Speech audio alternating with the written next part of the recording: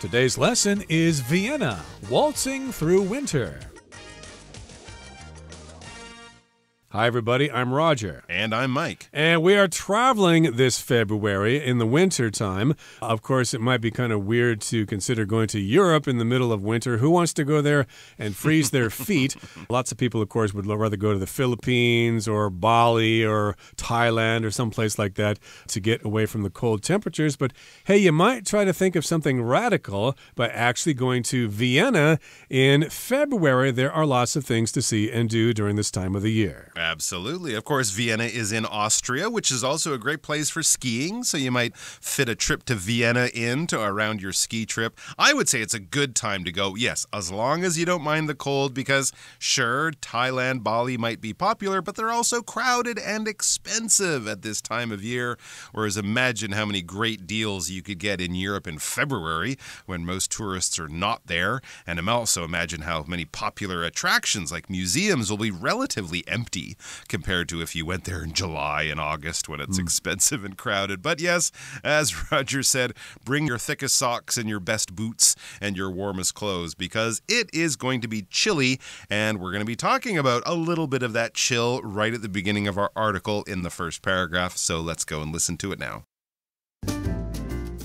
Vienna, waltzing through winter. At first glance, winter doesn't seem like an ideal time to visit Vienna. A biting chill hangs in the air, and the summer crowds are nowhere to be seen.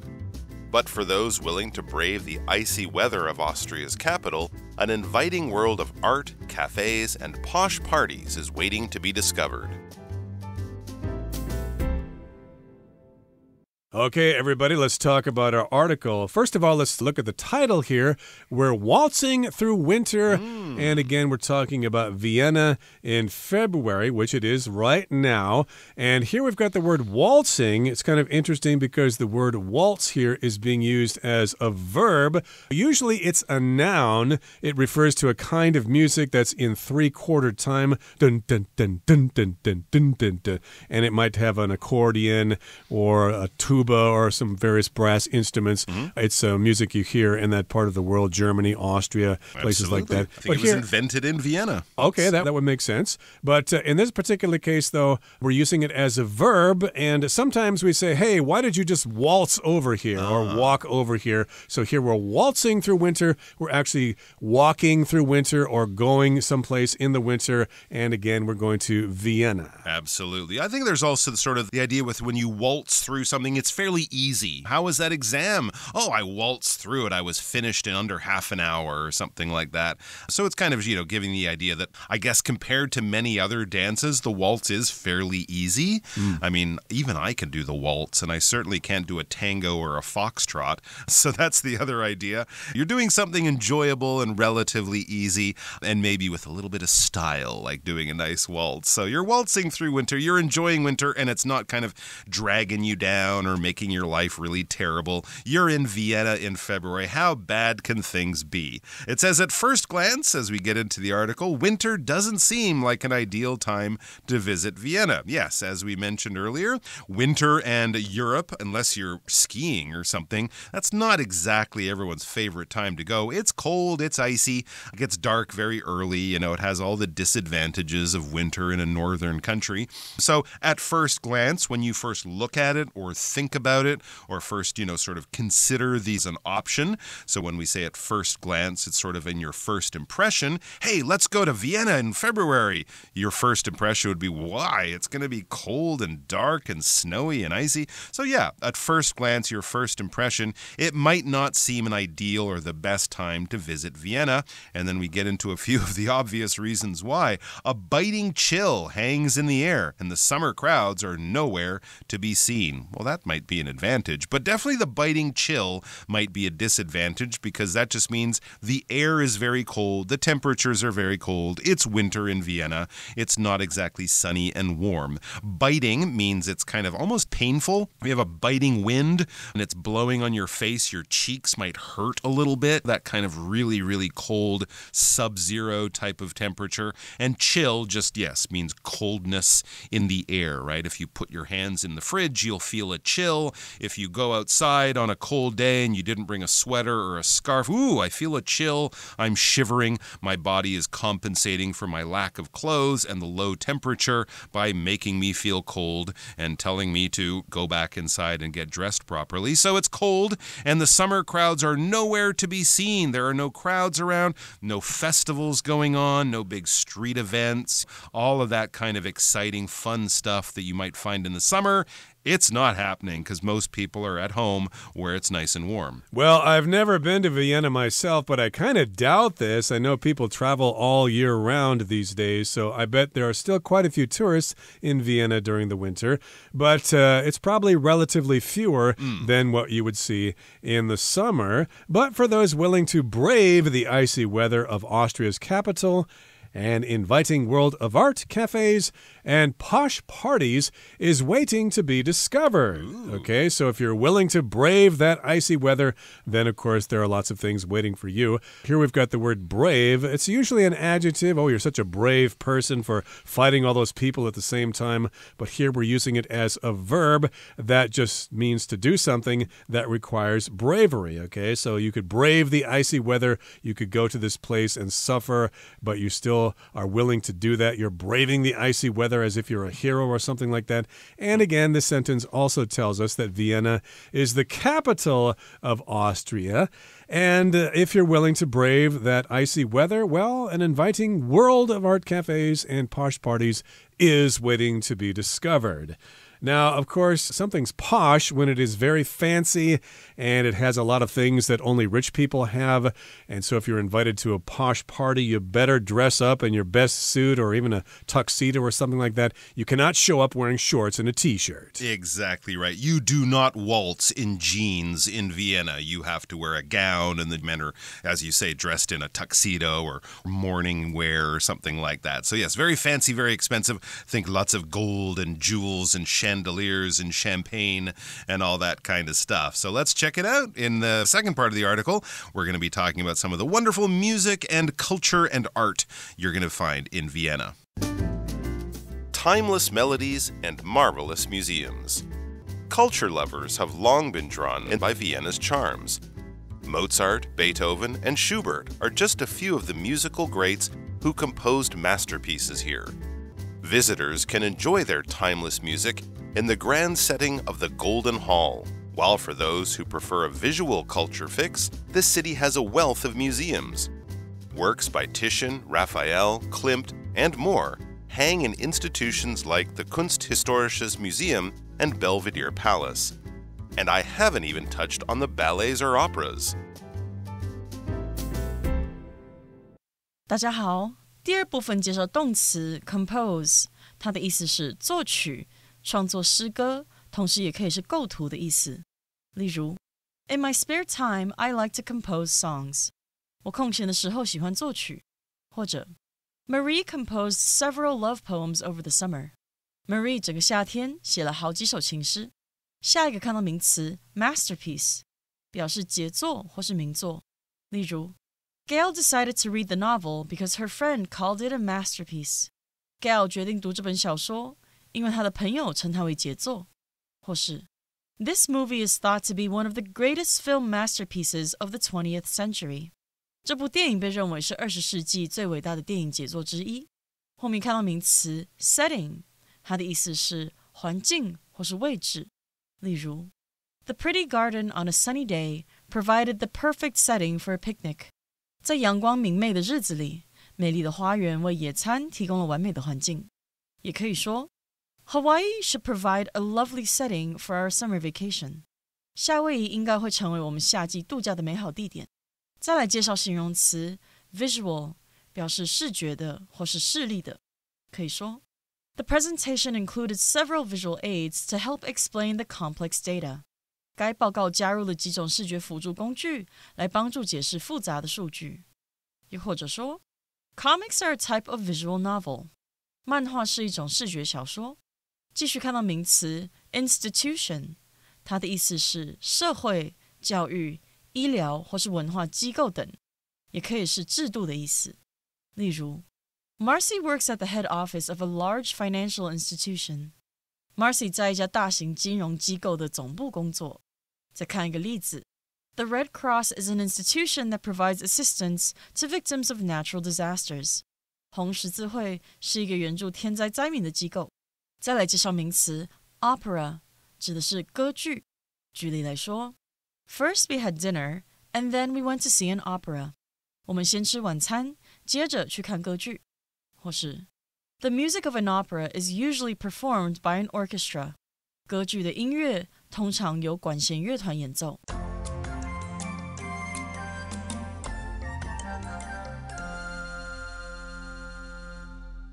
Okay, here's the second part of our article for today. We're talking about timeless melodies and marvelous museums. So that's quite catchy there. Things that you can discover in Vienna.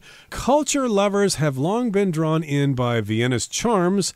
We've got different music composers you could check out there. If you're a culture lover, if you like arts, music, museums, and things like that, well, you'll be drawn in by the charms of Vienna. So here we've got the word drawn. To be drawn in just means to be attracted to something. In preparation for today's lesson, I looked up the word draw in the dictionary, and there are so many meanings to this word. There are like dozens of meanings. Of course, the most common one is to take a pencil and write on a piece of paper some circles and squares and things like that to make a picture. That's drawing. But in this particular case, the word draw is being used as a verb.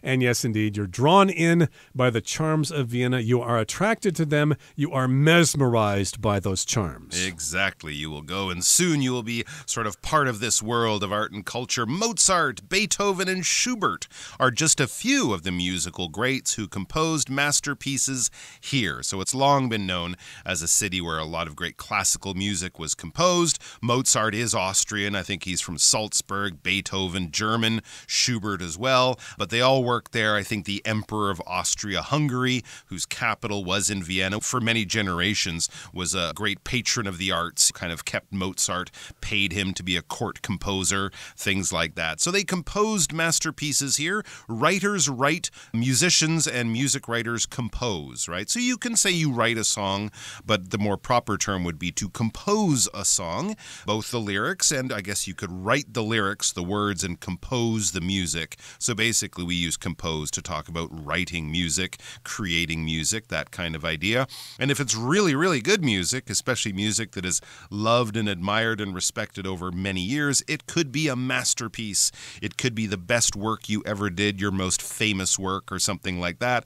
A lot of people would probably say either the Fifth Symphony, dun dun dun dun, or the Ninth Symphony, dun dun dun dun dun dun dun dun. Those would be Beethoven's masterpieces. Of course, he composed many symphonies and concertos, I think an opera or two, but the most famous ones, the most respected ones, the ones that are still played and enjoyed a lot, even now, hundreds of years later, the masterpieces of these artists, a lot of them were composed there. And it says visitors can enjoy their timeless music in the grand setting of the Golden Hall. While for those who prefer a visual culture fix, this city has a wealth of museums. Okay, so if you do go there, you can probably find a lot of this wonderful music being performed in different places almost any time of the year. This timeless music that is loved even now, as I said, hundreds of years after it was first written and performed. It's still being performed, and it's great to see this in a concert hall here in Taipei or anywhere in the world, or even just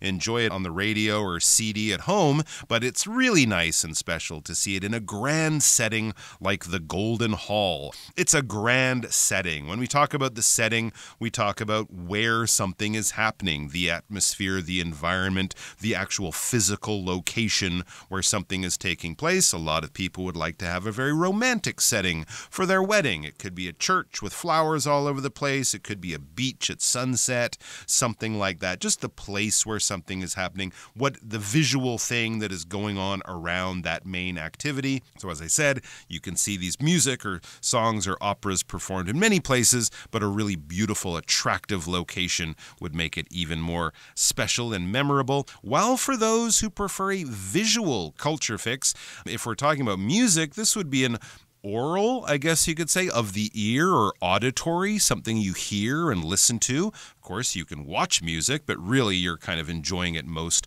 with your ears and your brain. But there's many other types of culture. And of course, visual culture is art, things you look at. Exactly. So if you have a visual culture fix, or if you have an obsession or a desire to see things as opposed to hear things, well, the city has a wealth of museums. Okay, so again, we've got lots of museums there in Vienna. They're probably good places to go in the winter because it will be warm inside. Good point. And you can get out of the cold that way.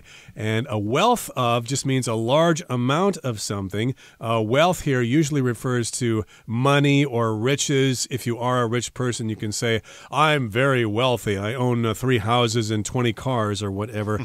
And a wealth here, though, of course, is a noun form of this word. So a wealth of museums just means there are all sorts of different kinds of museums to pick from, maybe science museums or whatever, but I think they probably mostly have art museums. So works by Titian, Raphael, Klimt, and more hang in institutions like the Kunsthistorisches. Did I say that right? Yeah, I think that's right. Kunsthistorisches. Okay. It's been a long time since I took high school German, but that is a museum. And, of course, there's another museum called the Belvedere Palace, and you can see works by Austrian artists such as Titian, Raphael, and Klimt. I'm sure they're very interesting to check out. Absolutely. Titian and Raphael, I think, would both be from the Renaissance. Klimt, he's that guy who did the Kiss. He kind of did a bit more modern stuff, used a lot of gold, I think, actually, in some of his paintings. Very unique. I'm sure if I showed you, if we found a Klimt, oh, yeah, that guy, I can recognize his style. But yeah, much more modern than Titian and Raphael. So these hang in institutions. That's a good word to kind of use to talk about places that have been set up for certain specific purposes. Often we will use some kind of adjective in front of it. A medical institution would be a thing like a hospital. An educational institution could be a university or a high school.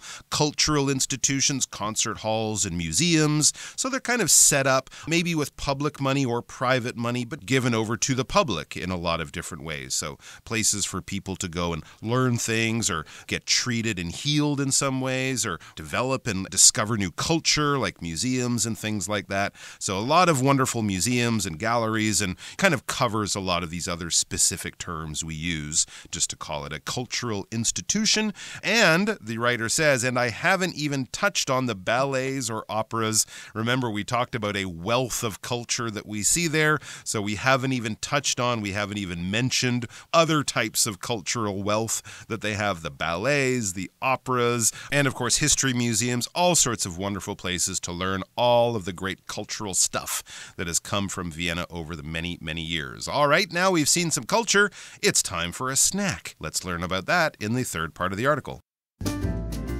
A taste of Vienna's cafe culture. One of the best ways to beat the winter weather is by enjoying Vienna's cafe culture. Savor a cup of coffee and a slice of cake in historic establishments, such as Café Central or Café Havelka. Take a moment to appreciate either cafe's intricate interiors and imagine the thousands of conversations they must have played host to over the years. 第3部分看到名词 establishment， 表示商业方面的机构或是企业，也可以是建立或是创立的意思。例如 John owns this establishment. He founded it 30 years ago. John 拥有这间机构，他是在30年前创立的。也可以说 Leonard is responsible for the establishment of several schools in the poorer areas of the city. Leonard 负责在城里较贫困的地区建立了几所学校。最后看到名词 interior， 表示内部装潢或是内部。也可以说 A company was hired to redesign the interior of the shop. 该公司被聘请重新设计商店的内部装潢。最后一个例子 The outside of the house had been painted, but the interior was in bad shape. 房子的外面已经粉刷过，但内部的状况不佳。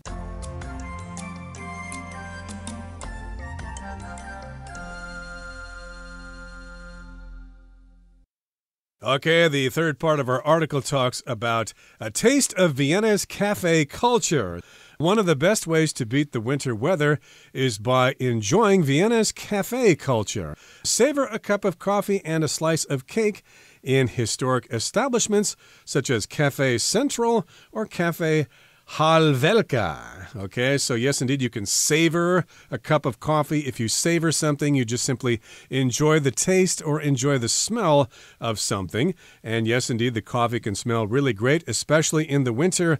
And of course, you can have a slice of cake with that cup of coffee. It will taste oh so good.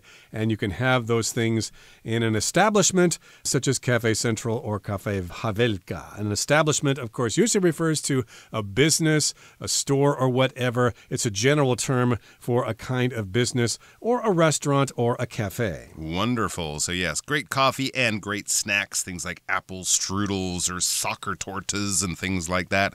All sorts of wonderful. Hey, it's cold outside. You need some calories, right? Because you're out there in the snow and the ice.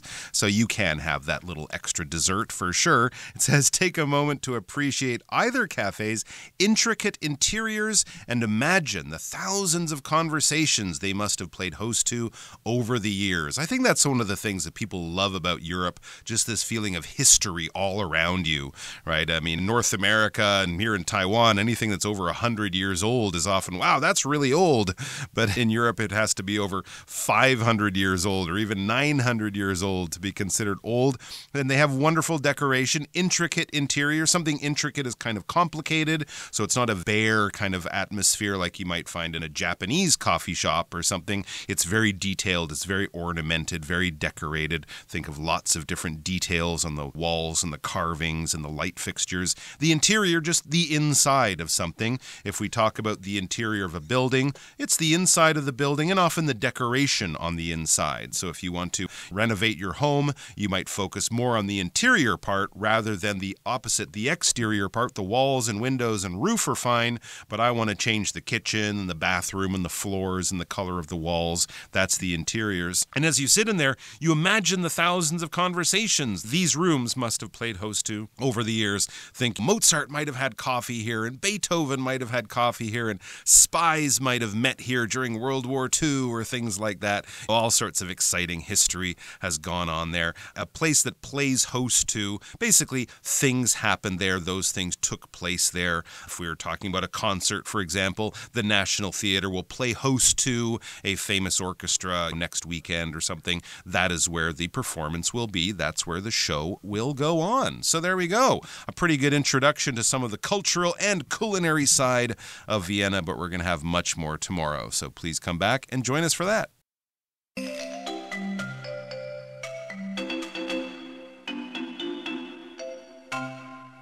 各位同学大家好，我是 Hanny。 我们来看今天的文法重点。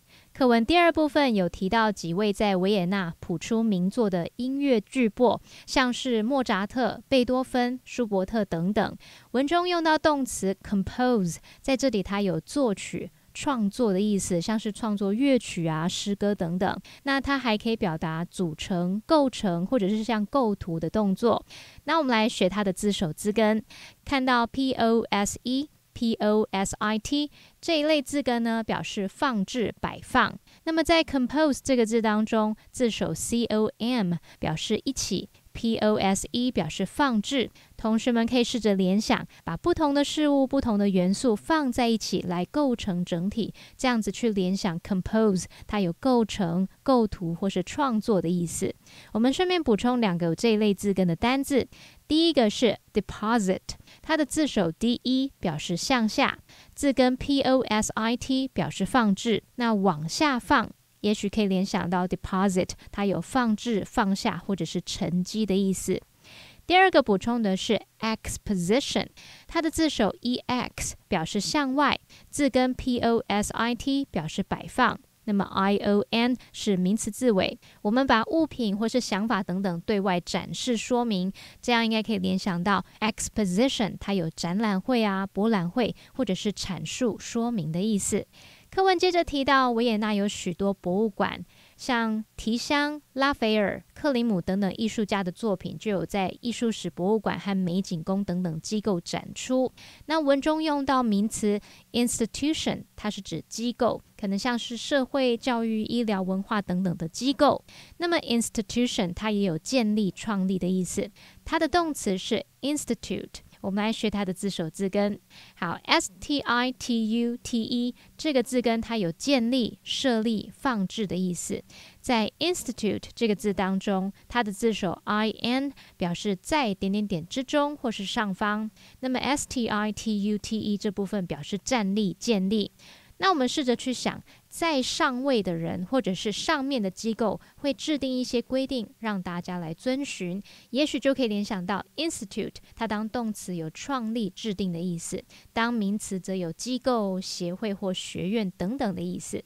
好，顺便补充2个有相同字根的单字，第一个是 destitute， 它的字首第一表示 away 分离， S-T-I-T-U-T-E 表示放置。那这个单字原本字面意思是被抛弃的，后来是用来形容一贫如洗的、非常贫穷的、贫困的或缺乏的。好，第二个补充的是 substitute， 它的字首 S-U-B 表示在下方， S-T-I-T-U-T-E 表示放置。那同学们可以试着联想，放在下方就是准备用来递补、替代的，所以 substitute 它就有代替、取代的意思。那么当名词就可以表达替代品啊、代替物的意思。好，那么以上今天的重点整理，我们来回顾今天的单字吧。Compose. Mozart learned how to compose music at a young age. Masterpiece. The Mona Lisa is considered one of the greatest masterpieces in all of art history. Setting. A quiet setting in the countryside is ideal for a relaxing vacation. Visual. The artist uses bold colors to create strong visual effects. Institution. The university is an institution that is known for its research and innovation. Opera.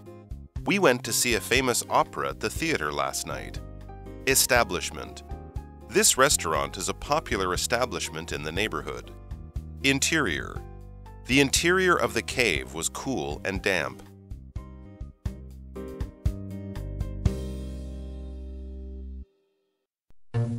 Well, that brings us to the end of another edition of our program, and please make sure you join us again next time. From all of us here, I am Roger. I am Mike. See you next time.